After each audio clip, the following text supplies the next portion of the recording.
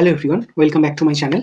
তো আজকের এই ভিডিওতে আমি MTS 2024 এর প্রিপারেশন যারা নিচ্ছ তাদের উদ্দেশ্যে পলিটির মোস্ট ইম্পর্টেন্ট টপিক্সের উপর এই ভিডিওটা নিয়ে এসেছি।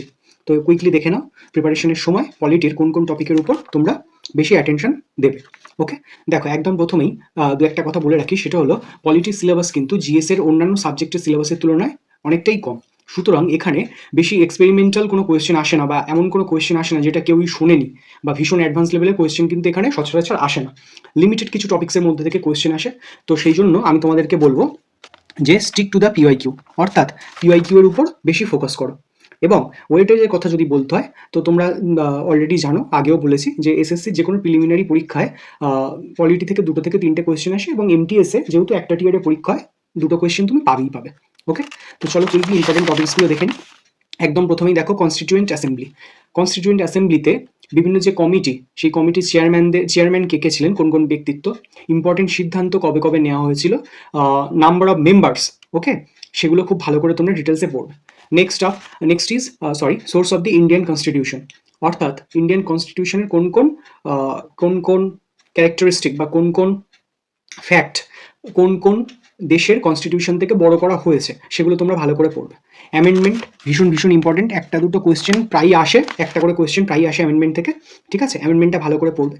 তারপরের যে পোর্শনগুলো, এগুলো চেষ্টা করবে ইনডেপথ পড়ার। Okay, president, prime minister, vice president, parliament, supreme courts and high courts, state executives, fundamental rights and duties, DPSP. আরেকটা জিনিস আমি এখানে অ্যাড করতে ভুলে গেছি, একটু এখানে অ্যাড করে দিই, সেটা হলো কনস্টিটিউশনাল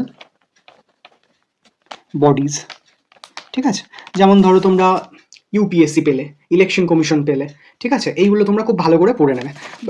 প্রেজেন্ট প্রেজেন্ট ডের সাথে রিলেট করে করে পড়বে। ধরে নাও ইলেকশন কমিশন, তার প্রেজেন্ট চেয়ারম্যানকে, ঠিক আছে, এইভাবে পড়বে। ইউপিএসসি, তার প্রেজেন্ট চেয়ারম্যানকে, এইভাবে রিলেট করে করে পড়ার চেষ্টা করবে। আচ্ছা, একটা কোয়েশ্চেন প্রায়ই আসে, সেটা হলো আর্টিকেল কি করে মনে রাখবো। দেখো, আর্টিকেল সব তো পড়ে রাখা মানে একরকম অসম্ভব না হলেও বেশ জটিল কাজ, খুবই কঠিন একটা কাজ। তো আমি বলবো সব আর্টিকেলস গো থ্রু করার দরকার নেই, সব আর্টিকেলস মুখস্থ করার দরকার নেই।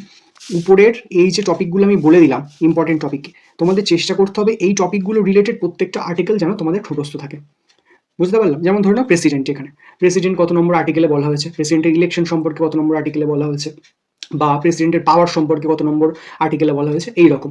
বা ধরে নাও এখানে বললাম ডিপিএসপির মধ্যে অনেকগুলো আর্টিকেল, অনেকগুলো ধারা রয়েছে, অনেকগুলো ভাগ রয়েছে, সেগুলো কত নম্বর আর্টিকেলে রয়েছে, সেগুলো খুব ভালো করে পড়লে। এইভাবে এই ইম্পর্টেন্ট টপিকস রিলেটেড কোনো আর্টিকেল যেন তোমাদের অজানা না থাকে।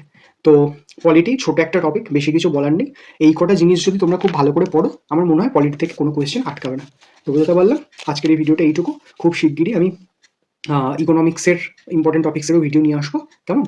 তো সি ইউ, টাটা।